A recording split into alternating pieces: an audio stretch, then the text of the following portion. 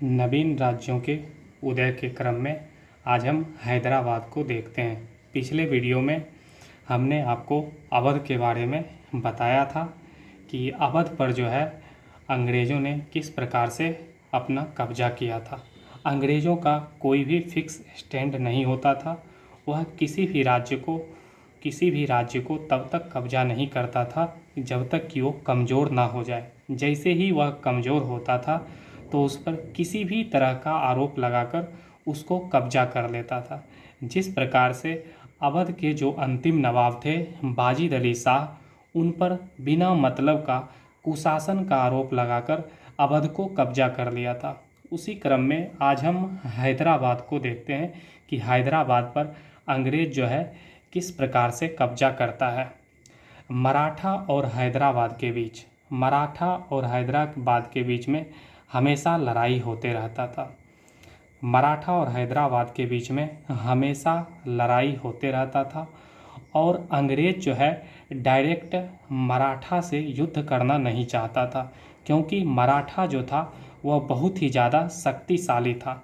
अंग्रेज़ चाहता था कि हैदराबाद थोड़ा मजबूत हो जाए और वह मराठा को हरा दे, या दोनों में से कोई एक हार जाए और जो कमज़ोर पड़ेगा उस पर हम कब्जा कर लेंगे।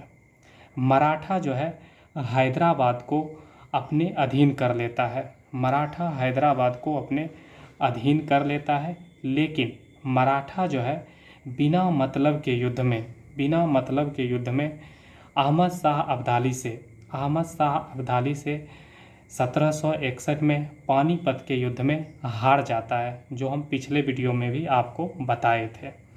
इस प्रकार से मराठा जो होता है अपनी शक्ति को कमज़ोर करने लगता है। लगातार युद्ध लड़ के मराठा जो होता है कमज़ोर हो जाता है और अंततः मराठा पर अंग्रेज़ का कब्जा हो जाता है। जैसे ही मराठा पर जब अंग्रेज़ का कब्जा होगा तो हैदराबाद भी किसके अधीन आ जाएगा? मराठा के अधीन हो जाएगा। इस प्रकार से हमने आपको शॉर्ट स्टोरी के रूप में हैदराबाद के बारे में बताया। अब हम देखते हैं कि एग्ज़ाम में इससे कौन कौन से पॉइंट बनते हैं। तो सबसे पहले हम देखते हैं कि हैदराबाद के संस्थापक कौन हैं। हैदराबाद के संस्थापक हैं निज़ाम उल मुल्क। अंग्रेज़ों के द्वारा इनको उपाधि दिया गया था चिंगलिज़ खान का। अंग्रेज़ों के द्वारा इनको चिंगलिज़ खान की उपाधि दिया गया। निज़ाम उल मुल्क जो है यह मुग़ल बादशाह रंगीला के समय में मुग़लों से अलग होकर अपना एक स्वतंत्र राज्य बनाया था।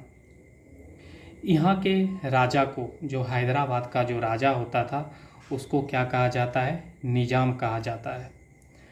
निज़ाम उल मुल्क जो है वह अपना दीवान नियुक्त किया था एक हिंदू दीनानाथ को। दीवान का मतलब होता है कि पैसे से रिलेटेड जो भी हिसाब किताब होता है उसका देख रेख करना। इसके बाद जो अगला पॉइंट आता है वो आता है 1728 में मराठा पेशवा बाजीराव प्रथम ने हैदराबाद पर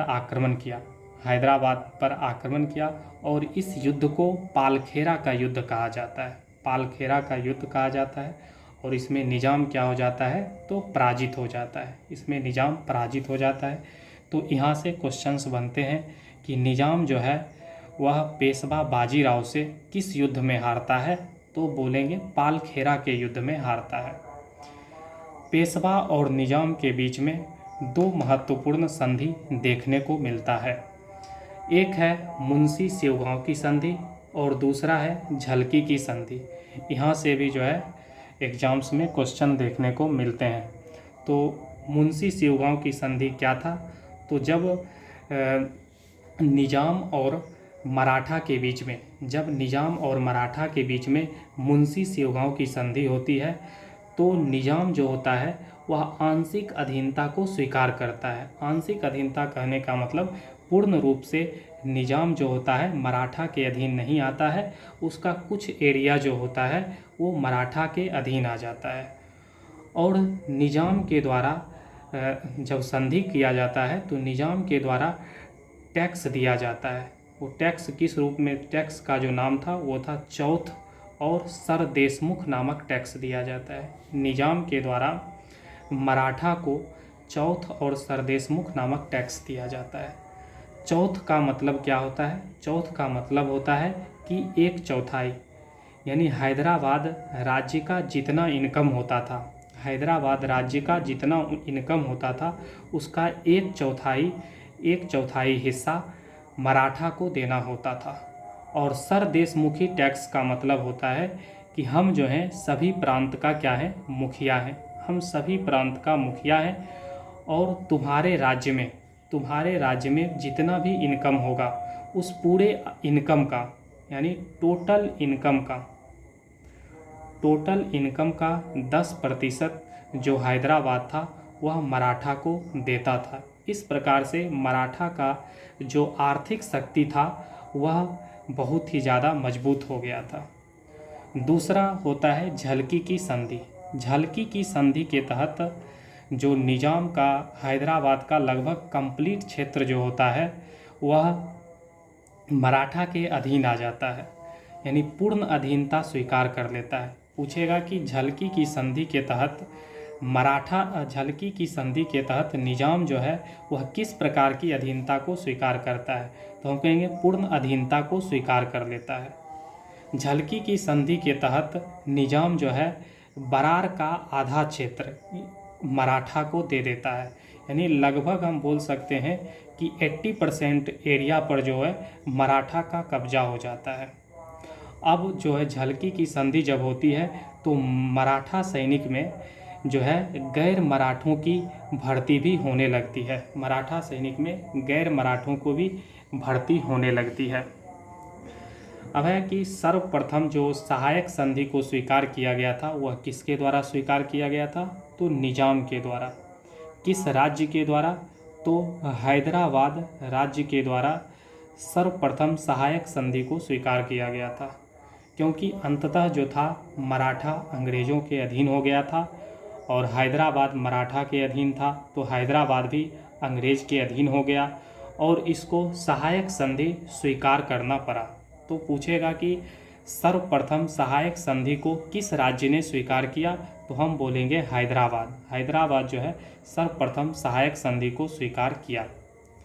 अब है क्या, स्वतंत्रता के बाद जो है कहा गया, स्वतंत्रता जब देश आज़ाद हुआ तो कहा गया कि भारत में जितने भी छोटे बड़े रियासतें हैं वो या तो पाकिस्तान के साथ चले जाए या वो भारत में मिल जाए, या चाहे तो वो स्वतंत्र भी रह सकते हैं। तो हैदराबाद ने कहा कि हम जो है स्वतंत्र रहना चाहते हैं, हम ना तो पाकिस्तान में मिलेंगे और ना ही हम भारत में मिलेंगे। किंतु भारत में विलय के डर से हैदराबाद जो था वो भारत में विलय के डर से पाकिस्तान से नज़दीकी बढ़ा रहा था। वह पाकिस्तान से नज़दीकी बढ़ा रहा था। वो चाहता था कि पाकिस्तान हमें हथियार दे और पाकिस्तान हमें पैसे से मदद करे, पाकिस्तान हमें हथियार दे और पैसे से मदद करे। यानी पाकिस्तान से नज़दीकी जो था हैदराबाद का बढ़ने लगा था। सरदार पटेल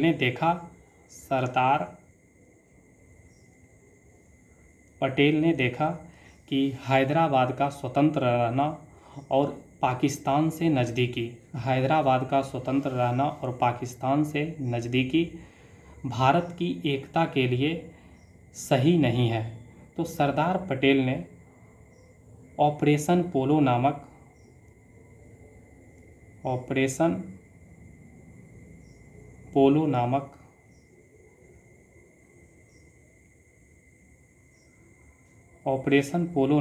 पुलिस कार्यवाही करके हैदराबाद को भारत में मिला लिया। ऑपरेशन पोलो जो हुआ था यह 1948 में हुआ था। इस प्रकार से हमने हैदराबाद को देख लिया। अब इसके अगले वीडियो में हम और भी छोटे छोटे जितने भी राज्य हैं उनके बारे में देखेंगे।